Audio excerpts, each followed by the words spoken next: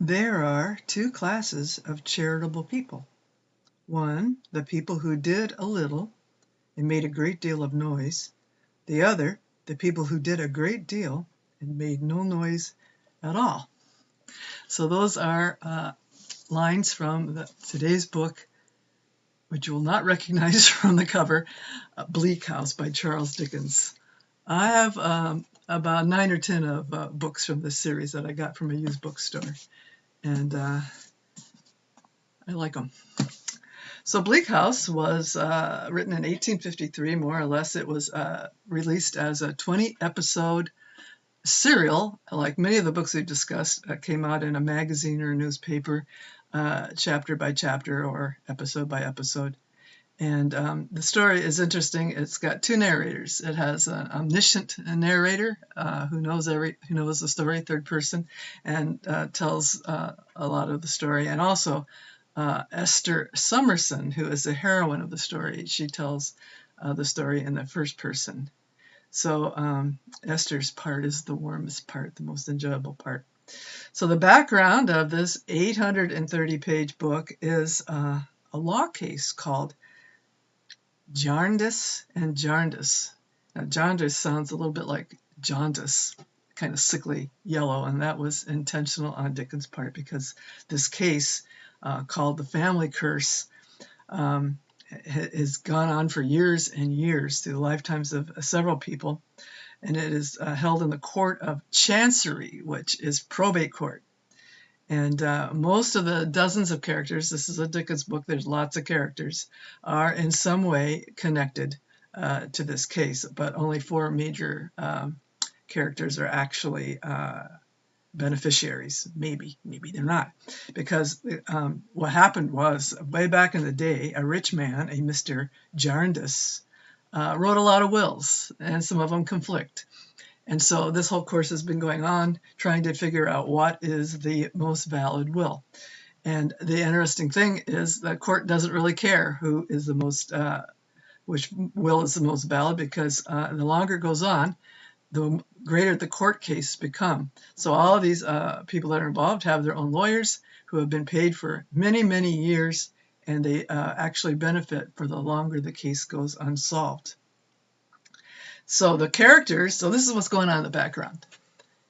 So the characters, like I mentioned, Esther Summerson, she is one of the narrators of the story. And she was raised as an orphan in the house of a very cold, rigid, maybe she thought it was her aunt, she didn't know for sure, who told her that she was a disgrace because of her mother.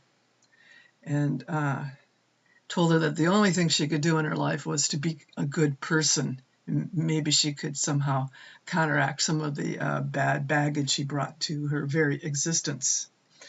The second one is a Lady Dedlock. She's a very beautiful, rich, but unhappy woman, lives in a big mansion, and she has a secret. And her secret, and those who hold it over her, form the main plot of the story outside of the law court problem. And then there's Ada and Richard. They are 2 cousins, distant cousins. They are possible beneficiaries of the will.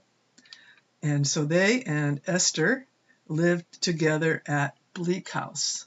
Bleak House is a mansion owned by Mr. Jarndyce, Mr. John Jarndyce. And he is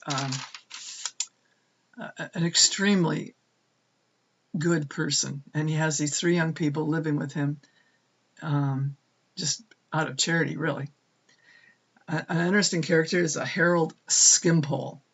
He's a unique character for sure. This man is a parasite.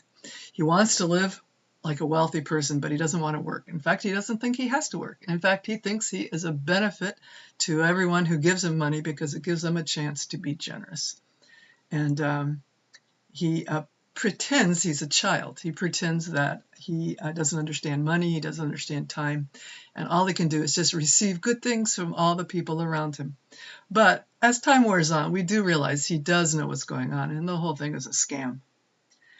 So he's a bad guy who presents himself as a charming person who really does dazzle some people at first. Then there's Mr. Tulkinghorn, who is the evil lawyer. he is the mortal enemy of poor Lady Dedlock. And then there's the Jellaby family. This is, I think this is someone that the original quote I gave about not doing much but taking a lot of credit would be her. She is a woman who's very interested in foreign, I can't say missions because I don't think Christianity is her goal, but just alleviating poverty in Africa, shall we say, which is a noble goal. Everybody agrees with that. But she mostly does a lot of paperwork and goes to conferences and is a big show off. And meanwhile, her large family is completely neglected. And one of her children, Caddy, her oldest daughter, very bedraggled.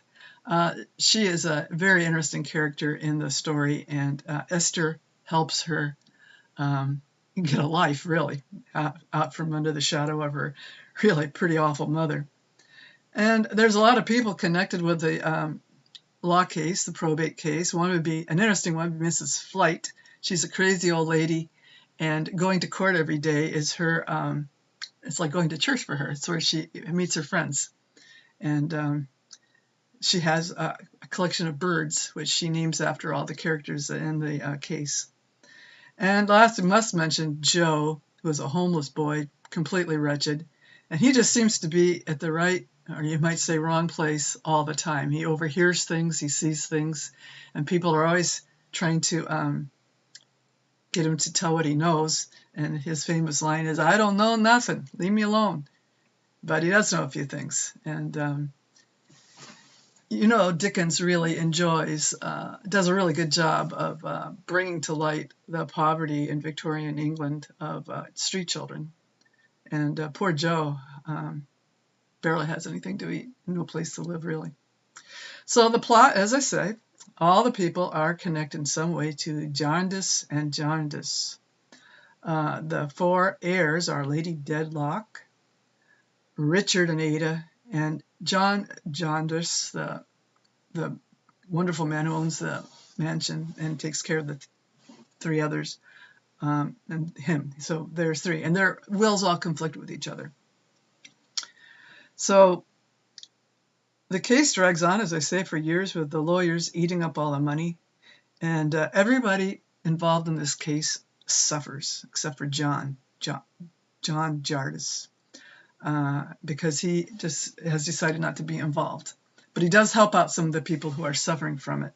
And people actually die because of suffering from this case. Not so much that they don't have money, it's just hope delayed. You know what the scripture says? It says something like hope delayed makes a person miserable, or something to that effect. Well, for years, for families, they've all been waiting to inherit this huge fortune. And so they have planned their life out, some of them, especially Richard and Ada, planned their life out imagining they're all going to be rich someday. So they don't get jobs, they don't learn a trade. This especially affects Richard. And they actually a few of them have gone mentally ill. There's been some suicides, if I'm allowed to say that on this channel. So it is called The Family Curse. So a lot of things happen in this book. It's long. A lot of things happen. Lady Dedlock has this big mystery, which actually isn't too difficult to figure out, but it's solved pretty early in the story. And so in order to fill up the rest of the book, another mystery happens. Somebody, a major character, I won't say who, is murdered by an unlikely person. And this brings into the story an Inspector Bucket. He is like a Columbo-like character. He notices little things, and he's a lot like the district attorney in Crime and Punishment. They're very alert to what's going on and got the bad guy. So he does it in like an Agatha Christie style drawing room denouement, where everybody, the main characters, are all put together, and he tells the story, tells who did it.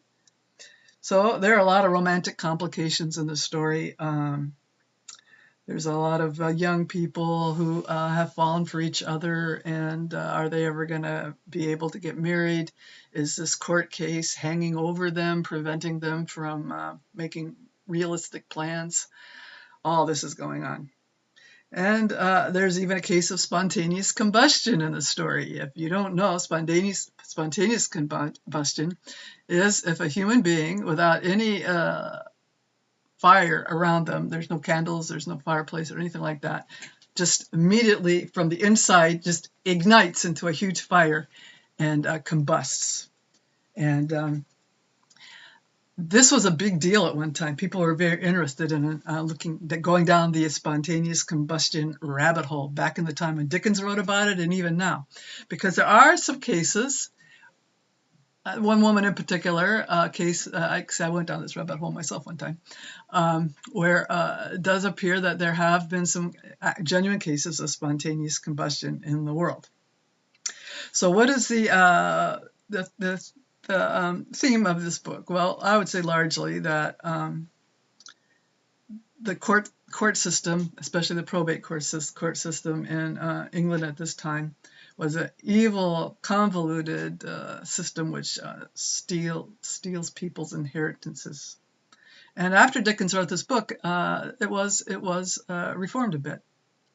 Another thing, this has always gone on in Dickens' books, is the extreme poverty versus extreme wealth. So Joe would be probably the most poor, wretched person that could still be breathing, and versus Lady Dedlock, who, while she was wealthy, was not a happy person.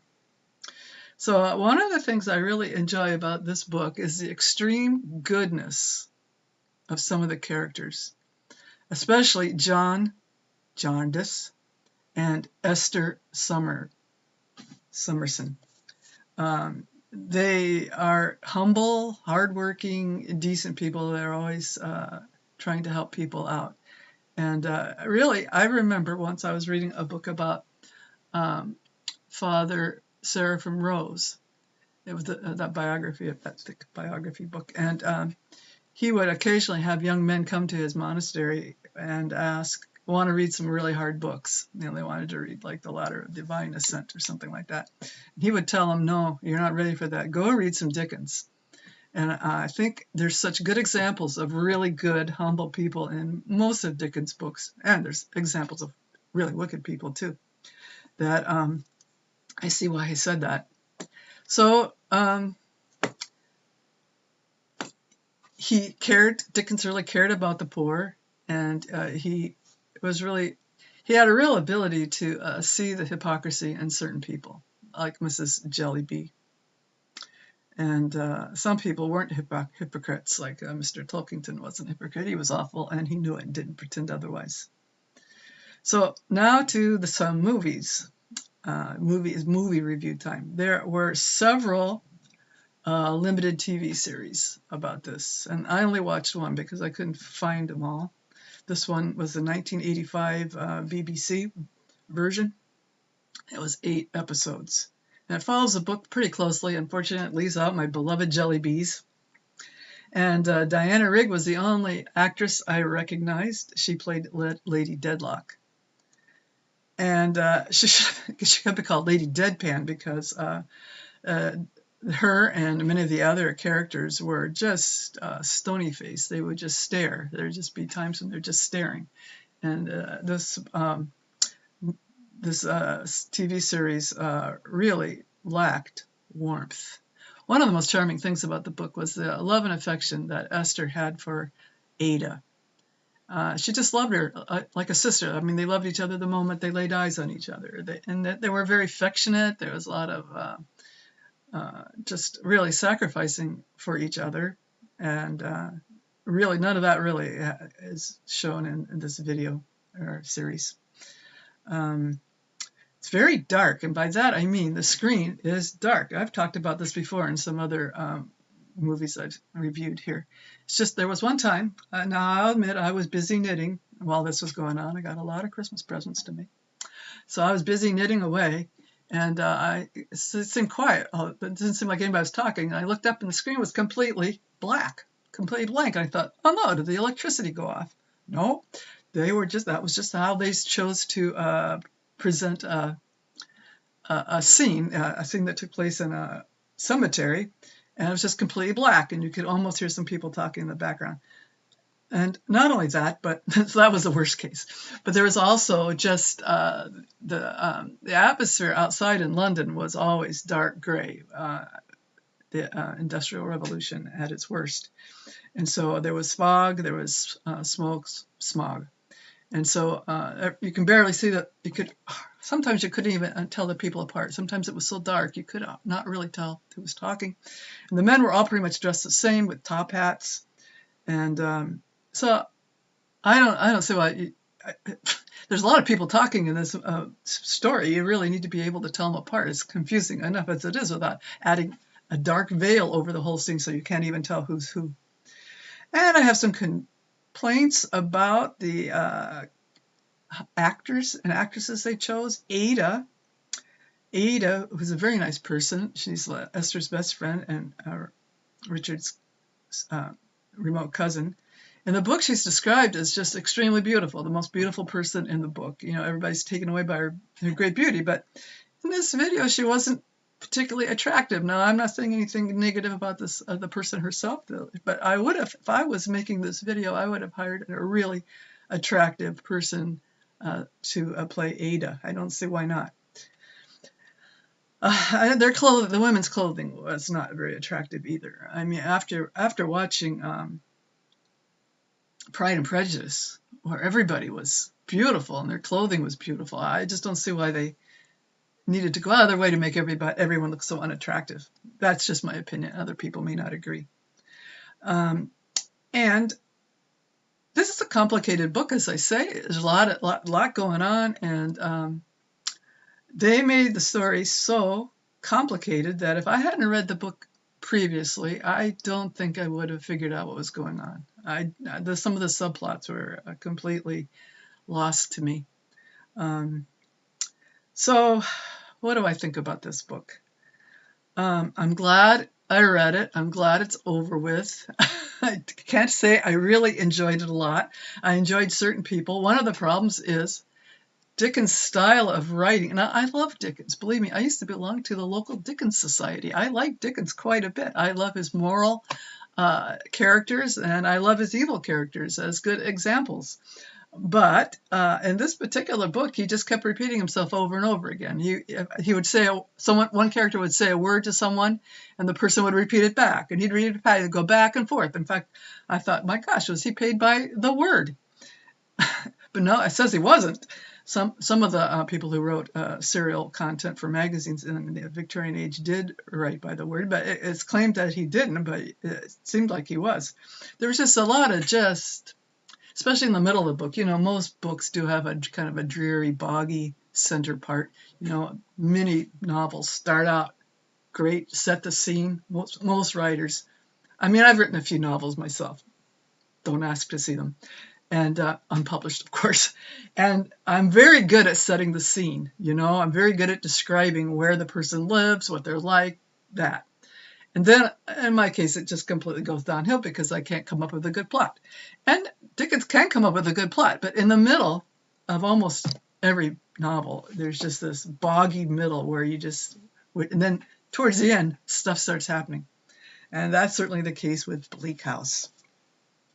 I should explain that the word Bleak, the name Bleak House, wasn't a name given to this mansion by John Jarndyce. It was the old man that came before, one of the people trying to get the inheritance, and he was so trod down by the court case that he became a miserable person. He named his house Bleak House. So the book, I give it a 9 out of 10. You know, these old authors who write these magnificent works, who am I to give them a lower rating? Who am I to rate them at all, really? But I can't give it a 10 out of 10 because it's got that boggy middle, which I just have to slog through. But it was pretty good and has a kind of a surprise ending. Not really, but kind of. You really could see it coming, I think.